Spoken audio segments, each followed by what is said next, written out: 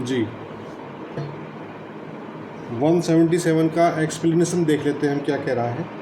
ये कह रहा है in section 176 and in this section the word offence includes any act committed at any place out of India which if committed in India would be punishable under any of the following sections namely।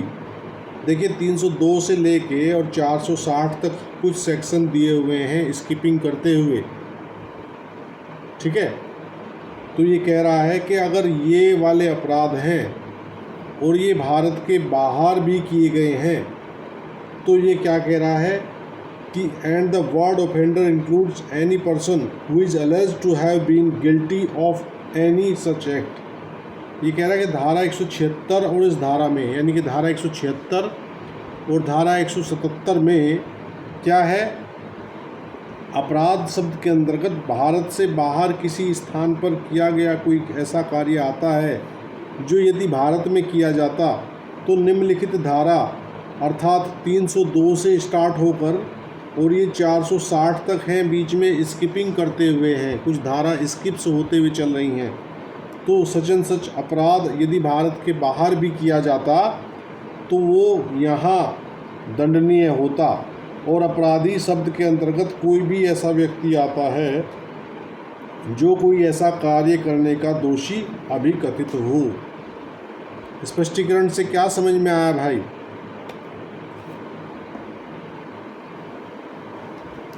इन धाराओं के संबंध में यदि कोई बात है और वो भारत के बाहर किसी स्थान पर किया जा रहा है तो उसको क्या किया जा रहा है, इन धाराओं के संदर्भ में उसको क्या माना जा रहा है, offence.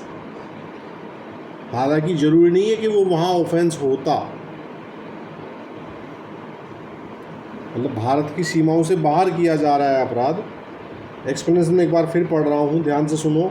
In section 176 and in this section the word offence includes any act committed at any place out of India which if committed in India would be punishable under any of the following sections namely 302, 304, 382, 392, 393, 394, 95, 96, 97, 98, 99, 402, ठीक है। तो ये वाले जो sections बताए गए हैं इन sections के बारे में ये कह रहा है कि किसी धारा के अधीन दंडनीय होता। इन धाराओं में जो अपराध बताए गए हैं और वैसा कृत्य यदि भारत के बाहर किया जा रहा है और वो तो इन दो धाराओं के संदर्भ में 176 और 177 के संदर्भ में, और ये क्या कह रहा है, अपराधी शब्द के अंतर्गत कोई भी ऐसा व्यक्ति आता जो कोई ऐसा कार्य करने का दोषी अभिकथित हो। ठीक है भाई, स्पष्टीकरण कुछ समझ आया भाई? शोभित सर, यहाँ कुछ लोक सेवक का तो है ही है दोनों का। क्या जो भारत के बाहर भी अगर कोई अपराध करता है तो इस धारा के संदर्भ में जो 176 कह रहा है और ये जो सेक्शन और दिए हुए हैं तो इनके जो अपराध होंगे तो क्या इन्हीं के इक्वल दोषी माना जाएगा उसे? बिल्कुल बिल्कुल बिल्कुल, यही तो कह रहा है कि वो भले ही भारत के बाहर किए जा रहे हो, ठीक है, और उस व्यक्ति को अपराधी कहा जाएगा, ठीक, और जिस पर ऐसा कार्य करने का कोई दोष अभिकथित किया गया हो, अलेज्ड किया गया हो, आरोपित किया गया हो, किसी व्यक्ति को ऐसा कृत्य करने के लिए बताया गया हो कि इस व्यक्ति के द्वारा ऐसा कृत्य किया गया है। ठीक है भाई, 76 और 77 में हम क्या पढ़ रहे हैं? 76 में क्या पढ़ा हमने? 176 क्या कह रहा है?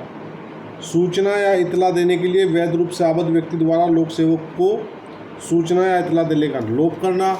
और 77 क्या कह रहा है? मिथ्या इतला देना। ठीक है,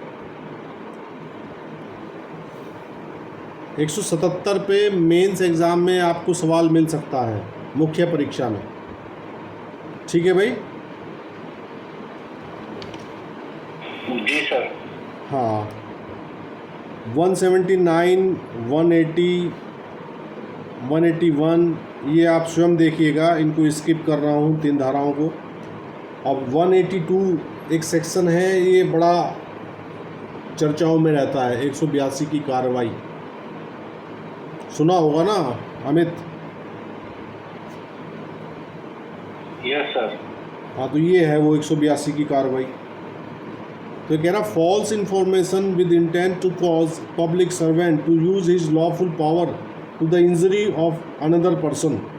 ये कह रहा है whoever gives to any public servant any information which he knows or believes to be false, intending thereby to cause or knowing it to be likely that he will thereby cause such public servant A to do or omit anything which such public servant ought not to do or omit, if the true state of facts respecting which such information is given were known by him, or B to use the lawful power of such public servant to the injury or annoyance of any person, shall be punished with imprisonment of either description for a term which may extend to 6 months, or with fine which may extend to 1000 rupees, or with both।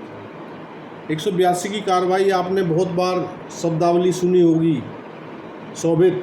हम लोग court में काम करते हैं तो वहाँ 182 की कार्रवाई से किसे डराया जाता है? जी जी जी। वादी को डराया जाता है। कई बार कोई व्यक्ति एफआईआर कर देता है किसी व्यक्ति के खिलाफ। हैं? क्या कह रहे हो? इसलिए तो तहरीर लेखक को डराया जाता है, क्योंकि विटनेस तो 161 को डिनाई कर सकता है, लेकिन क्योंकि तहरीर लेखक ने वो लिखी है तो उसको कहते हैं कि तुम्हारी वजह से इतना एक्सरसाइज हुआ है, तो पुलिस हमला है या ये सब चल रहा है, पब्लिक प्रोसिक्यूटर काम कर रहा है, कोर्ट की कार्रवाई चल रही है। जी जी जी बिल्कुल, इसके लिए प्रोसिक्यूट किया जा सकता है। हाँ, तो ये जो यही वो बात है। ये कह रहा इस आशय से मिथ्या इतला देना कि लोक सेवक अपनी विधिपूर्ण शक्ति का उपयोग दूसरे व्यक्ति को क्षति करने के लिए करे। तो क्या है, मान लीजिए किसी ने एफआईआर की, झूठी एफआईआर की, झूठी इतला दी, ठीक है, और या फिर इतला तो सही थी लेकिन बाद में जब उन लोगों के बीच फैसला हो जाता है तो वो उस इतला के बारे में गोलमोल बातें करने लगता है। तो गोलमोल बातें करने लगता है तो उसकी सही इतला को भी झूठा इतला मान लिया जाता है। वो कहेगा जी वो मैंने तो देखा नहीं था, मैंने तो ये सोचा था, मैंने तो वो सोचा था, मुझे तो फला ने बताया था, मुझे ढिमका ने बताया था, मैंने एफआईआर कर दी थी। तो वैसी अवस्था में ये 182 की कार्रवाई है। ये कह रहा कि जो कोई किसी लोक सेवक को कोई ऐसी इतला जिसके मिथ्या होने का उसे ज्ञान या विश्वास है, इस आशय से देगा कि वह उस लोक सेवक को प्रेरित करे, या यह संभाव्य जानते हुए देगा कि वह उसको तद द्वारा प्रेरित करेगा कि वह लोक सेवक का कोई ऐसी बात करे या करने का लोभ करे जिसे वह लोक सेवक यदि उसे उस संबंध में जिसके बारे में ऐसी इतला दी गई है तथ्यों की सही स्थिति का पता होता तो ना करता या करने का लोभ ना करता, अथवा ऐसे लोक सेवक की विधिपूर्ण शक्ति का उपयोग करे जिस उपयोग में किसी व्यक्ति को क्षति या क्षोभ हो, तो वह दोनों में से किसी भांति के कारावास से जिसकी अवधि 6 माह तक की हो सकेगी या जुर्माने से जो 1000 रुपये तक का हो सकेगा या दोनों से दंडित किया जाएगा। तो ये 182 की कहानी है भाई। एनू समझ आया 182 क्या कह रहा है?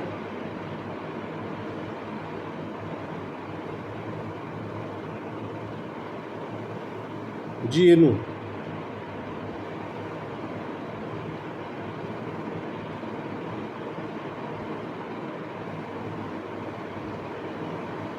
एनू माइक खोलने का प्रयास कर रही हैं लेकिन उनका माइक नहीं खुल पा रहा है। जी रीति आप बताइए, आपका माइक खुल रहा हो तो आप बताइए। 182 सेक्शन आईपीसी का कुछ समझ आया आपको?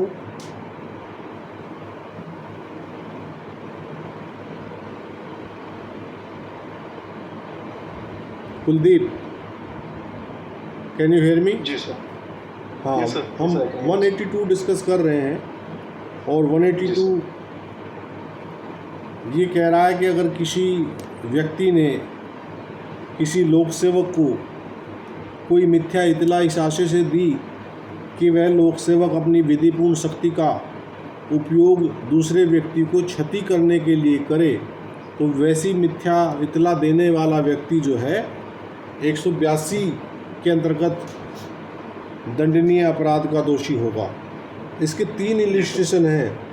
इलिस्ट्रेशन नंबर A कह रहा है, A informs a magistrate that Z a police officer subordinate to such magistrate has been guilty of neglect of duty और misconduct, knowing such information to be false and knowing it to be likely that the information will cause the magistrate to dismiss Z, A has committed the offence defined in this section।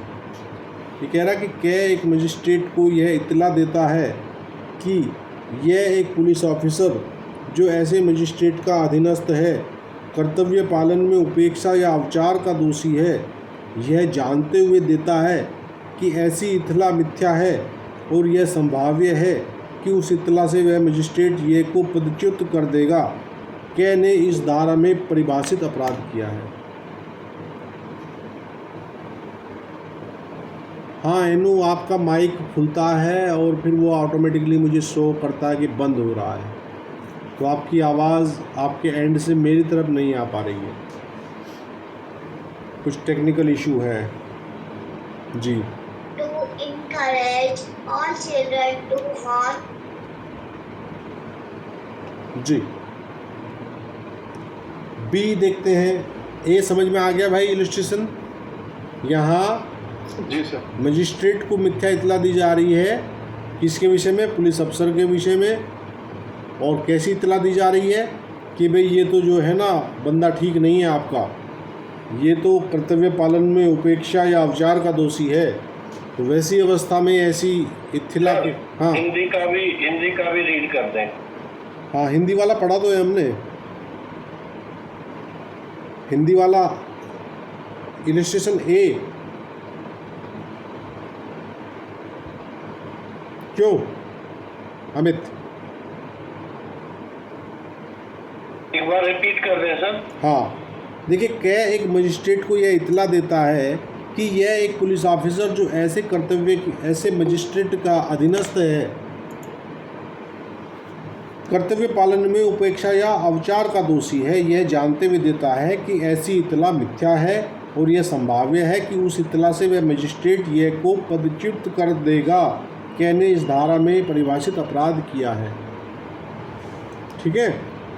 Illustration B कह रहा है, A falsely informs a public servant that Z has contraband salt in secret place, knowing such information to be false and knowing that it is likely that the consequence of the information will be a search of Z's premises attended with annoyance to Z, A has committed the offence defined in this section। खा वाला जो illustration है वो कह रहा है कि क्या एक लोक सेवक को यह मिथ्या इतला देता है कि यह के पास गुप्त स्थान में विनिषिद्ध नमक है।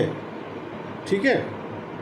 वह इतला यह जानते हुए देता है कि ऐसी इतला मिथ्या है और यह जानते हुए देता है कि यह संभाव्य है कि इस इतला के परिणाम स्वरूप यह के परिसर की तलाशी ली जाएगी, जिससे यह को क्षोभ होगा, कहने इस धारा में परिभाषित अपराध किया है। देखिए, विनिषिद्ध नमक, कॉन्ट्राबैंड सॉल्ट, ये कैसा सॉल्ट है भाई? Narcotics sir, illegal sir. जी शोभित, नारकोटिक्स वाली कंडीशन नहीं है ये ऐसा वो नहीं है सर। ये कॉन्ट्राबैंड सॉल्ट मतलब सॉल्ट से मतलब नमक नहीं है सर यहाँ मेरे हिसाब से। और नहीं नमक ही है, कोई भी ऐसा है जो कॉन्ट्राबैंड है। अरे एक्चुअली अंग्रेजों के ज़माने में नमक का भी कानून था ना, जिसके लिए खिलाफ महात्मा गांधी ने दांडी यात्रा की थी, दांडी मार्च किया था। जी सर। तो नमक भी राशन की चीज़ था उस टाइम। नमक का दरोगा एक कहानी भी आपने पढ़ी होगी, किसी ने 12th में थी शायद, कब थी वो, मुंशी प्रेमचंद की कहानी है नमक का दरोगा। पढ़ी है सर। हाँ, नमक का दरोगा में क्या था, चूँकि नमक कॉन्ट्राबैंड था उस टाइम, तो जो नमक का दरोगा था उसके पास ऊपरी इनकम करने का साधन था। यहाँ जिस चीज़ पर प्रतिबंध होता है इस देश में, उसी के लिए तो अवैध कमाई होती है, ठीक है ना। सर नमक उठाना भी बंद होता था वहाँ से ना, सी के पास से। हाँ, वो अगर कोई नमक उठाता है इस तरीके से, बिल्कुल बिल्कुल एक कोई कानून रहा होगा, नमक को जो है रेगुलेट किया गया, उसको उसके ऊपर राशनिंग की गई होगी, है ना। जी जी सर। तो तब ये उस अवस्था की विनिषिद्ध नमक की बात यहाँ कर, पे इतनी साल्ट का मतलब नमक थोड़ी है सर। और जी साल्ट का ही कॉन्ट्राबैंड साल्ट। शोभित जी, और जैसे ना जैसे सर जो एग्जांपल दे रहे हैं ना, वो मैंने पढ़ा था। क्या होता था कि उस टाइम पे ना सी के पास में नमक होता था।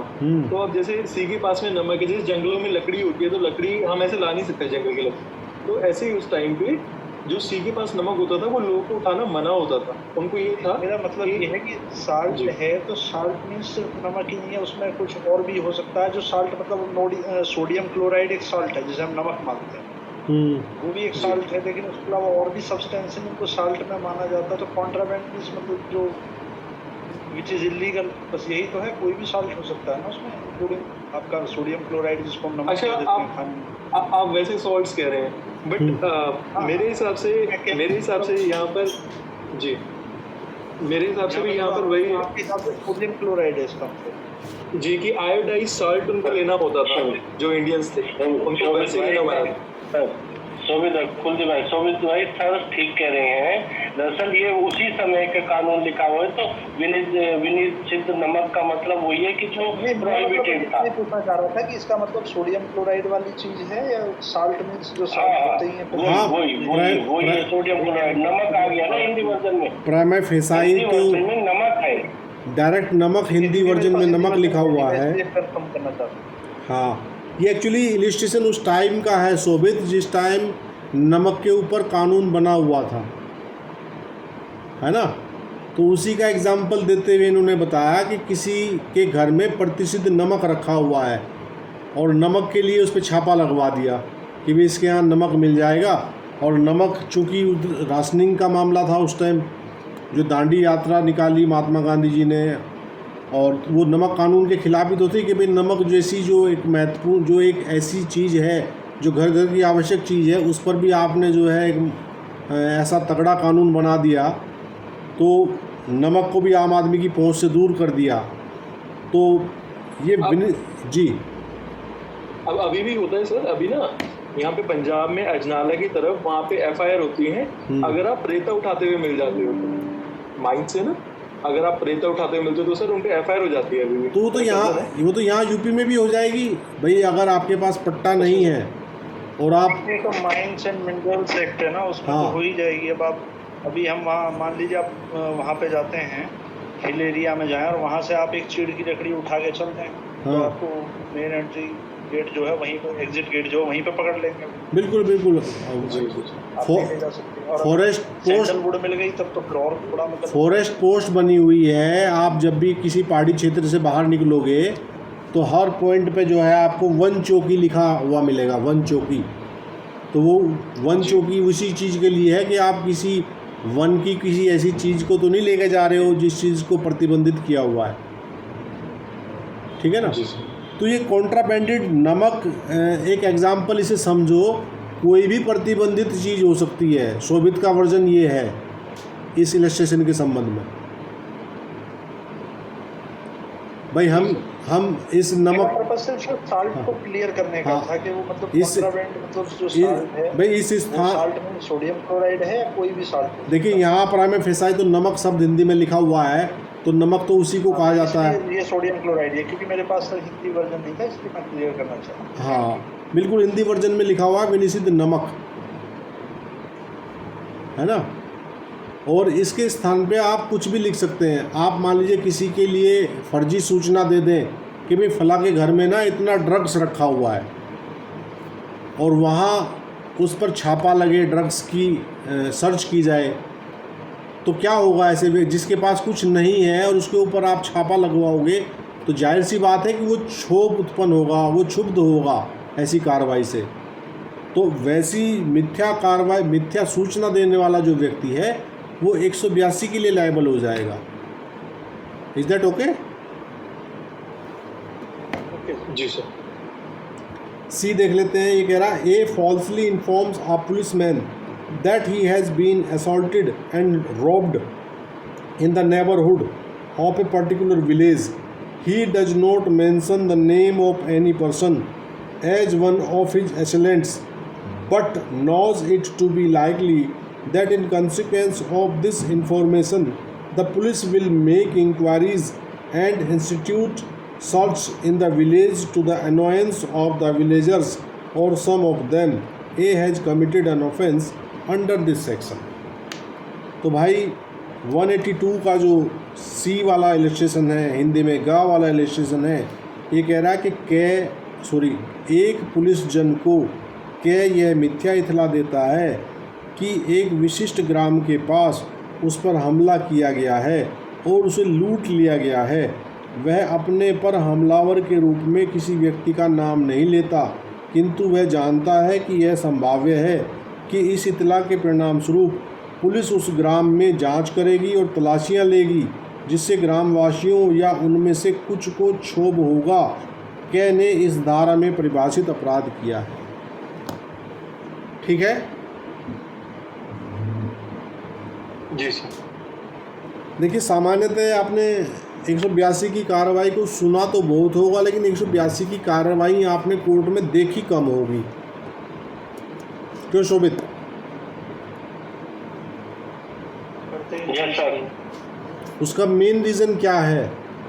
बचते हैं सर वो करने से। उन्हें ये मालूम है कि इसको हम करेंगे तो इसमें टाइम वेस्ट के अलावा कुछ मिलेगा तो है नहीं, क्योंकि ये जो है सबसे बड़ा जो इसमें प्रॉब्लम उनको फेस करना पड़ता है सर, कि इसको प्रूव करने में बहुत ज़्यादा जहमत उठानी पड़ती है। हाँ, और दूसरी सबसे महत्वपूर्ण बात कि 182 की जो इत्तला, मतलब ये जो 182 की कार्रवाई जो होगी, इसमें जो परिवादी बनेगा वो लोक सेवक जिसे वो मिथ्या इत्तला दी गई थी। जिस तरह से 340 CRPC की एप्लीकेशंस हैं सर, वो कभी भी अलाउ नहीं होती हैं जुडिशरी में। उसकी वजह ये होती है कि उसमें कंप्लेनेंट कोर्ट को बनना पड़ता है, तो उसे टालते रहते हैं। हाँ, वो ऐसे देखिए पुलिस के पास इंटरेस्टिंग वाक्य बताता हूँ सर आपको। हाँ। एक 340 की हमारे क्लाइंट के अगेंस्ट एक फाइल की किसी, हाँ, और जज साहब ने 5-6 मौके दिए, हम नहीं गए 5-6 मौके पे। तो वो चलाते रहे उसको। एक डेट पे जिस पे हम अपीयर हुए उस पे विपक्षी नहीं आया, तो उन्होंने कहा तो नॉन प्रेजेंट से तो टाइम वेस्ट कर रहे हैं। उसी दिन बढ़ा दी नॉन प्रेजेंट। भाई एक बात तो बताओ, मान लीजिए आज जज साहब, पनिशमेंट भी तो कम है इसमें, 6 मंथ का है, और पुलिस को भी पता है कि भाई इतना करने के बाद भी अगर नहीं हो पाए तो टाइम लगेगा। इसमें ना जब मजिस्ट्रेट ट्रायल है, पहली बात तो 10-15 साल पड़ा रहता है उसमें मजिस्ट्रेट कोर्ट में, और लास्ट में कहते थे 500 रुपये जुर्माने पे छोड़ दो। बिल्कुल बिल्कुल, यही समस्या है मेनली। मान लीजिए जैसे आप बता रहे हैं 340 में कोर्ट को परिवादी बनना पड़ता है ना, और आज जज साहब सहारनपुर में हैं, अभी लिस्ट आई है, लिस्ट में चले गए सोनभद्र, तो सोनभद्र से वो सुनवाई पे आएंगे यहाँ। तो इसलिए भाई में दिक्कत नहीं है सर, चलिए किसी तरह हिम्मत करके लोग आ भी जाएं, फिर आप और हम भी तो मिलते हैं ना नीचे, जब इन्हें पता चलता है कि डाइस के ऊपर का क्या माहौल है, नीचे क्या माहौल है। हाँ, जब वो उधर से उतर के हमारी तरफ खड़े होते हैं तब इन्हें बड़ी दिक्कत होती है। जी जी जी, बिल्कुल बिल्कुल बिल्कुल। चलिए 182 क्लियर हो गया। एनू फिरोज, इसका यूज मैलिशियस प्रोसिक्यूशन में हो सकता है ना सर 182 का? हाँ बिल्कुल, अगर हम जी हाँ बिल्कुल भाई। आप मैलिशियस प्रोसिक्यूशन का मतलब क्या है कि आप मिथ्या अभियोजन ही तो कर रहे हो दूसरे बंदे पे, तो वहाँ तो अभियोजन चला है पूरा, यहाँ तो अभियोजन से पहले ही पता लग गया कि भाई ये इन्फॉर्मेशन ही झूठी है।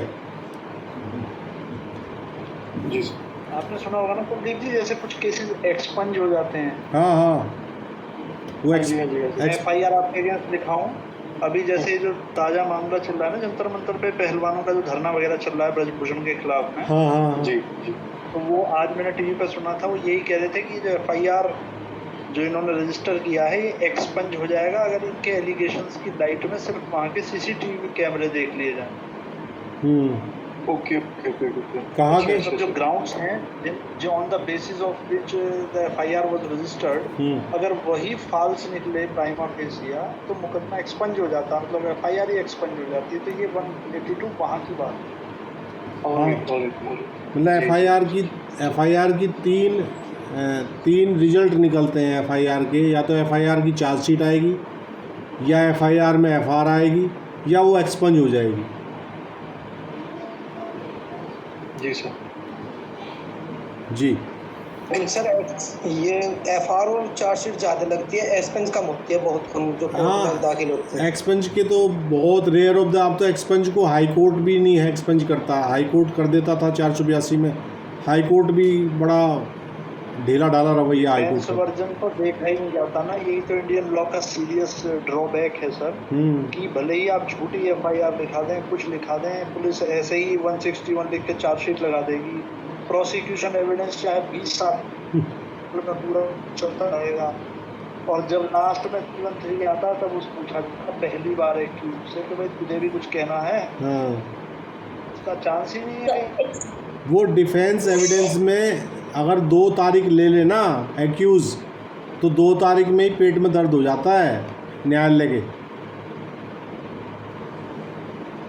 अक्सर इसी बात पे झगड़ा होता है सर, क्रॉस एग्जामिनेशन आप करो तो क्रॉस एग्जामिनेशन में जल्दी करो जी, जल्दी करो जी, जल्दी। तो मैंने कई बार पूछा भी है कोर्ट में, मैंने कहा जी क्या क्रॉस एग्जामिनेशन के अलावा, because according to my knowledge cross examination is the one and only way by which an accused can prove his innocence. Yes. There is no other way.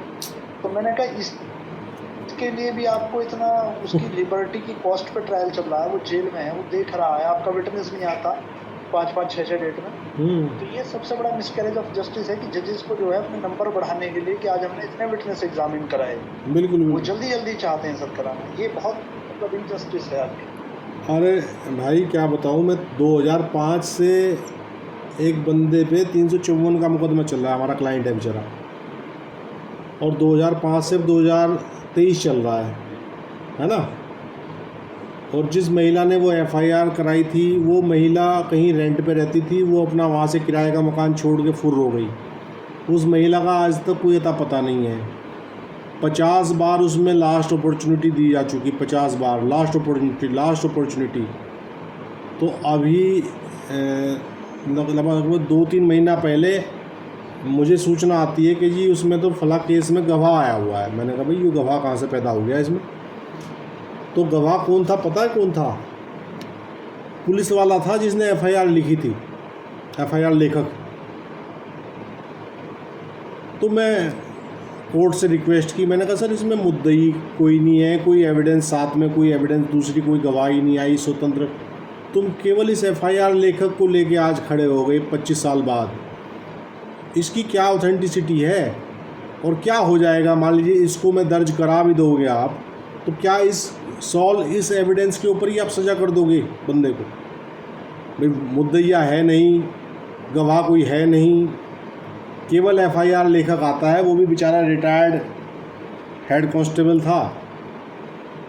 अब वो 3-3, 4-4 सरकारी वकील चिपट गए उसके आगे के भाई लिखवाएंगे जी हम। मैंने कहा भाई लिखवाओ, चलो फांसी पे चढ़वाओ, मैंने कहा तुमसे। तो वो एक गवाही हुई है। हो नहीं सकता।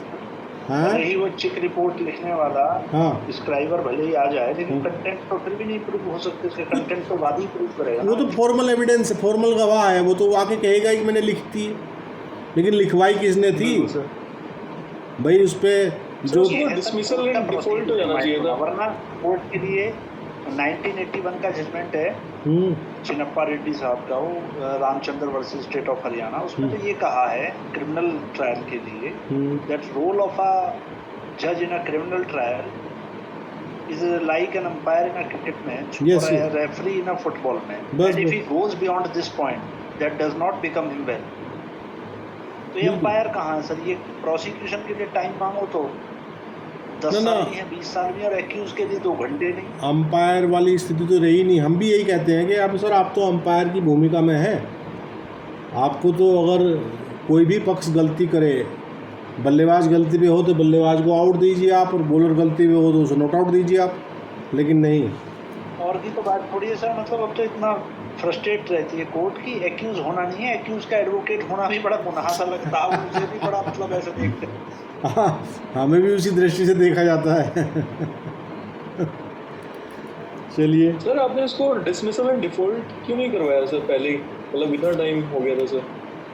वही तो मैं कह रहा हूँ कुलदीप भाई कि जी यहाँ नहीं होते हैं, यूपी में नहीं हो पाते हैं, यही तो सबसे बड़ी विडम्बना है। ये मैं बता तो रहा हूँ कि 50 से ज़्यादा बार उसमें अंतिम अवसर दिया जा चुका है।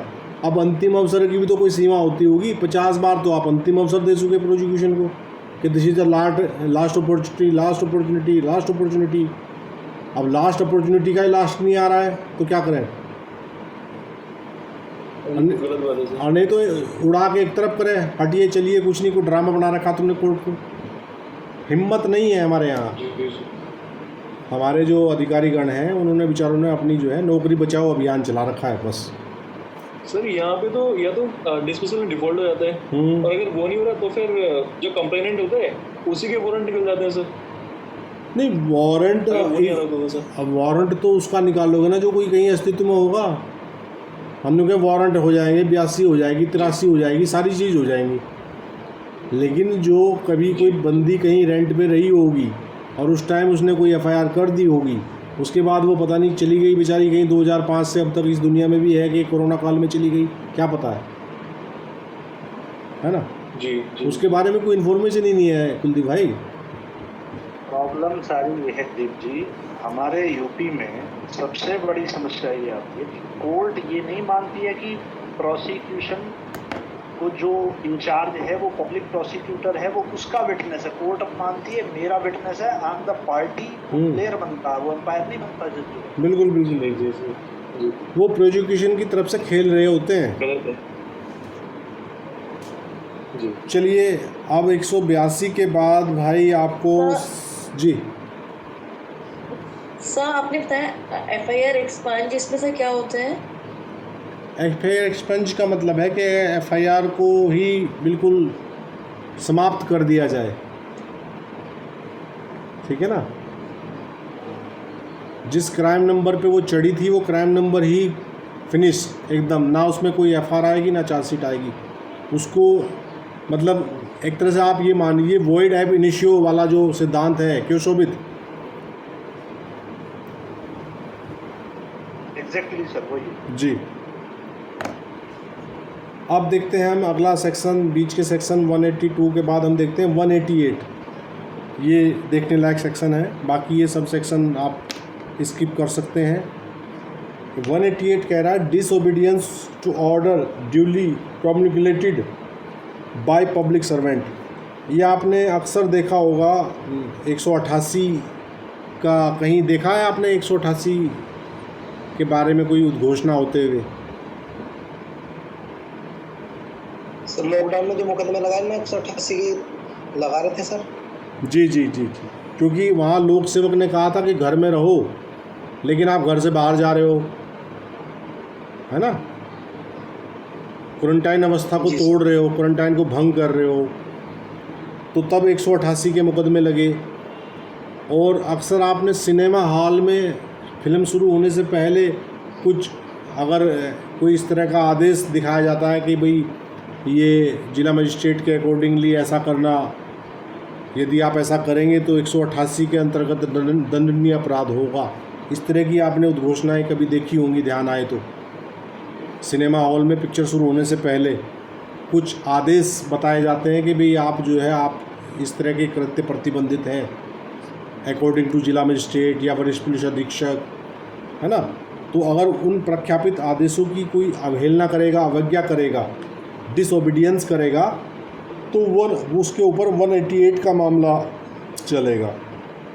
ये सबसे लेटेस्ट और रिसेंट उदाहरण आपने दे दिया है। लॉकडाउन के अंदर 188 के मामले दर्ज किए गए, क्योंकि 188 में लोक सेवक का क्या आदेश था अमित, कि भाई अपने घरों में रहो, घर से बाहर नहीं निकलेंगे, हाँ। अपने घरों में रहोगे, मास्क यूज करोगे, बिल्कुल बिल्कुल, ये जितने भी अगर जाओगे बाहर। बिल्कुल, कोई मास्क के बिना भी अगर जा रहा है तो उस पर भी ये लगेगा, क्योंकि आपने लोक सेवक के आदेश की यहाँ डिसोबीडियंस किया है। तो देखते हैं क्या कहती है धारा।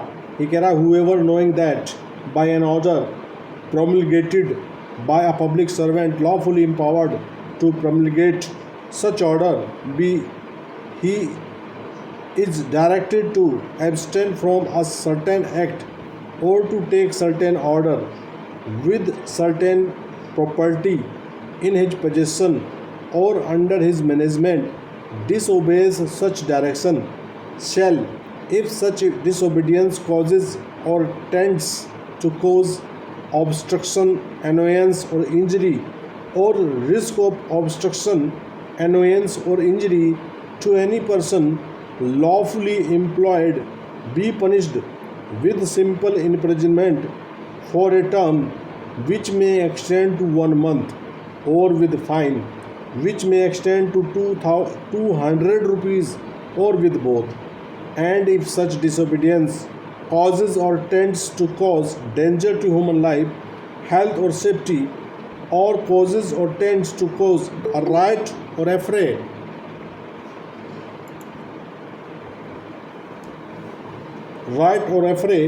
shall be punished with imprisonment of either discretion for a term which may extend to 6 months, or with fine which may extend to 1000 rupees, or with both.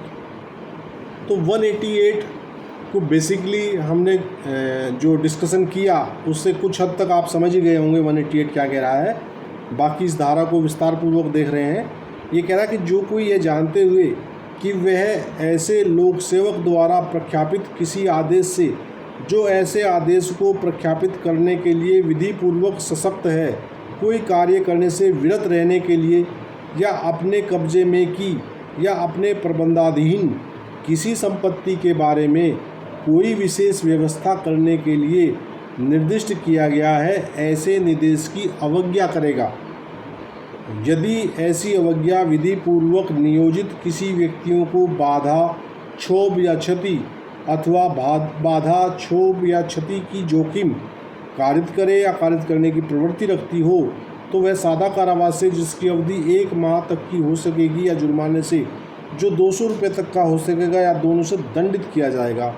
और यदि ऐसी अवज्ञा मानव जीवन, स्वास्थ्य या क्षेम को संकट कारित करे या कारित करने की प्रवृत्ति रखती हो, या बलवा या दंगा कारित करती हो या कारित करने की प्रवृत्ति रखती हो, तो वह दोनों में से किसी भांति के कारावास से, जिसकी अवधि 6 माह तक की हो सकेगी, या जुर्माने से जो 1000 रुपये तक का हो सकेगा, या दोनों से दंडित किया जाएगा। देखिए, इसके 2 पैरा इन्होंने बना दिए अलग अलग, ठीक है ना। पहला जो पैरा है वो कुछ कम ग्रेविटी वाला है, और सेकंड वाला जो पैरा है इसमें सज़ा का मापमान ज़्यादा है। तो जो अभी हम लोग कोरोना वाले मामले समझ रहे थे, कोरोना वाले डिस्कस कर रहे थे, वो कौन से पार्ट में आएगा अमित? सेकंड वाले में सर। सेकंड वाले में आएगा, क्योंकि वहाँ क्या हो रहा था, यदि अवज्ञा की जा रही थी तो मानव जीवन, स्वास्थ्य या क्षेम को संकट में डालने वाली बात हो रही थी ना, क्योंकि संक्रमण फैल रहा था, और संक्रमण फैलने की वजह से ही कोरोना के दौरान क्वारंटाइन किया गया था लोगों को कि आप अपने घरों में क्वारंटाइन रहें, ठीक है। तो वैसी अवस्था में अगर जो लोग लॉकडाउन को भंग कर रहे थे, उन पर 188 के पार्ट 2 वाले मामले बन रहे थे। क्यों एनू, क्लियर है? तो सबसे पहले जो मुकदमे हुए थे दिल्ली में, वो मरकज जो एक वो थी क्या बोलते हैं, वहाँ का मामला बहुत हाईलाइट हुआ था। हाँ, वो थूकने वाला मसला था, और वो था, क्या नाम था उसका, मौलाना साद कांदले के थे, हमारे पड़ोस में ही कांदला है, वहाँ के थे मौलाना जी। उनका आज तक कहीं आता पता नहीं लग रहा कहाँ है मौलाना जी, कुछ कहीं आए क्या पिक्चर में? वो जी, वो तो तभी हाईलाइट किए गए, उसके बाद से वो गायब है, और केस भी गायब है। केस गायब है, यहीं पे है सर। अच्छा, मौलाना जी यही है। जी सर, केस हाईलाइट कर देता ना वो। हाँ, मौलाना जी का तो बहुत भयंकर बंगला है भाई, नहर के किनारे कांदला में। जी सर। मुझे लगा सैकड़ों बीघों में क्यों ना बना रखा उन्होंने, पूरा किला है उनका तो वहाँ। जी, और इसका स्पष्टीकरण भी है। स्पष्टीकरण देखते हैं क्या कह रहा है 188 का। ये कह रहा है it is not necessary that the offender should intend to produce harm or contemplate his disobedience as likely to produce harm. It is sufficient that he knows of the order which he disobeys and that his disobedience produces or is likely to produce harm। देखिए इसका स्पष्टीकरण कह रहा है कि यह आवश्यक नहीं है कि अपराधी का आशय अपहानि उत्पन्न करने का हो या उसके ध्यान में यह हो कि उसकी अवज्ञा करने से अपहानि होना संभाव्य है। यह पर्याप्त है कि जिस आदेश की वह अवज्ञा करता है उस आदेश का उसे ज्ञान है और यह भी ज्ञान है कि उसके अवज्ञा करने से अपहानि उत्पन्न होती या होने की संभाव्य है। तो इंटेंशन गायब है यहाँ से, ठीक है ना। 188 में जो लोग बाहर लॉकडाउन में रोड पे घूम रहे थे उनको ये कहने का अवसर नहीं था एक्सप्लेनेशन के कारण कि सर हमारा कोई इंटेंशन थोड़ी है कोरोना को फैलाने का, हम तो ऐसे ही मन नहीं लग रहा था घर में, बस घूमने टहलने निकल आए। तो एक्सप्लेनेशन से उनकी ये बात हिट, केवल उनको आदेश की जानकारी होना पर्याप्त है और आदेश की जानकारी तो पूरे देश को थी कि भाई लॉकडाउन लगा हुआ है और आप इधर से उधर आने जाने के लिए प्रतिबंधित हैं। तो स्पष्टीकरण समझ आया एनु, कुलदीप, जी सर। Yes sir. रीति, जी सर। रीति एक्सप्लेनेशन समझ आ गया आपको 188 का? हाँ जी सर। क्या कहा है इसने एक्सप्लेनेशन, ये बता दीजिए ज़रा।